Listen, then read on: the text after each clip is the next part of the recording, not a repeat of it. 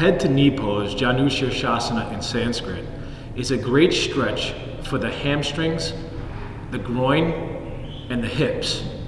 It calms the mind and alleviates depression. It also burns belly fat and removes pain from the waist and the legs.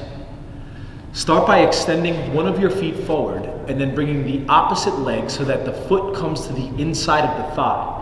The knee should pull down to the side. Then fold forward towards the foot that's in front of you and take 3 to 11 breaths.